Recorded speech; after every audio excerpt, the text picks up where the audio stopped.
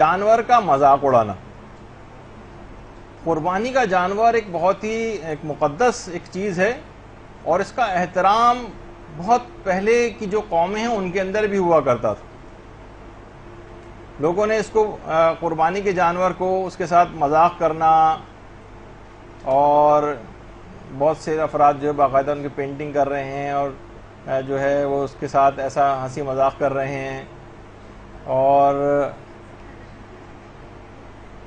اس کا عجیب و غریب حلیہ بنا کر اس کو. تو بہرحال پہلے قوموں میں دیکھیے اس کا احترام بہت زیادہ تھا. بہت سے لوگ اپنے جانوروں کے گلے میں کچھ ایسی نشانیاں بھی ڈالا کرتے تھے. بعض اوقات پرانے جوتوں کا ہار بھی ڈالا جاتا تھا نشانی کے طور پر جانور کے گلے میں، اس پہ نشانی کے طور پر. اور اس گائے کی یا اس جانور کی اتنا زیادہ احترام کرتے تھے، اتنا زیادہ احترام کرتے تھے کہ پھر اس کو کسی کو اجازت نہیں دیتے تھے کہ اس کی بے احترامی کرے. اتنا فوق العادہ احترام کہ اس کے بعد پھر اسے کسی اور مقصد میں اس جانور کو استعمال بھی نہیں کرتے تھے. قرآن نے بہرحال اس کی ممانعت کی اور اسے استعمال کرنے اور اس کے مقابل پہ جو وہ سواری کرنے کی بھی اجازت دی. بہت سے لوگ اس کو سواری نہیں کرتے تھے نہ اس سے کوئی کام لیتے تھے. ایسے احترام کو منع کیا گیا. ہمارے یہاں بھی بہت سارے مراجع جو ہیں ان کے پاس یہاں سے باقاعدہ پاکستان سے سوالات جاتے ہیں کہ بتائیے ذوالجنہ کی جو لید ہے وہ پاک ہے یا نجس. ہمارے یہاں بہرحال ذوالجنہ یعنی اس کی کتنا عزت اور اتنا احترام ہے، لیکن اتنا فوق العادہ احترام یہ اسلام نے جس کا تقاضا نہیں کیا، اس کا اس لحاظ سے کہ اس کی لید کا بھی احترام کیا جائے. اور اکثر جگہوں پہ ایک بعض بے دین حضرات کا یہ بھی دیکھنے میں آیا کہ اس ذوالجنہ کی لید کو مثلا چکھا بھی جاتا ہے.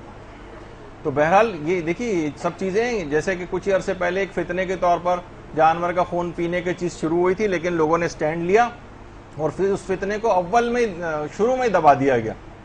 تو بہرحال اس طرح سے کچھ ایسا احترام، خیر پاکستان کے ماحول اور معاشرے میں مثلا جیسے ہمارے ذوالجنہ کتنا احترام ہے اور اس کو اتنا احترام ہونا بھی چاہیے، لیکن اتنا زیادہ احترام جیسے اکثر ہمارے مولانا غلام علی وزیری صاحب بھی ایک مثال جو ہے دیتے ہیں کہ مثلا یہاں پر تو خیر ماحول اور معاشرے میں اس کو ایسا کرنا بھی نہیں چاہیے، لیکن وہ کہہ رہے ہیں کہ مثلا اگر امام معصوم کسی کو گھوڑا تحفے کے انعام کے طور پر دیں اور وہ اس پر سواری نہ کرے اور اس کے بعد ہاتھ میں لے کے اسے پورے وقت پھرتا رہے، تو امام اسے دیکھ کے کیا کہیں گے؟ بھائی میں نے تمہیں گھوڑا دیا، اس پہ سواری کرو، اس کو استعمال کرو، ٹھیک ہے، اس کا ایک احترام اپنی جگہ پہ ہوگا.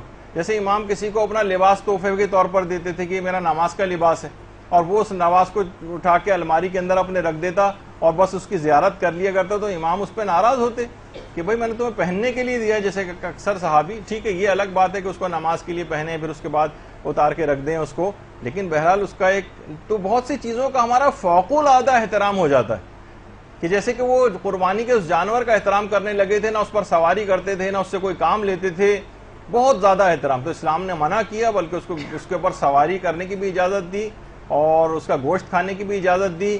تو یہ سب چیزیں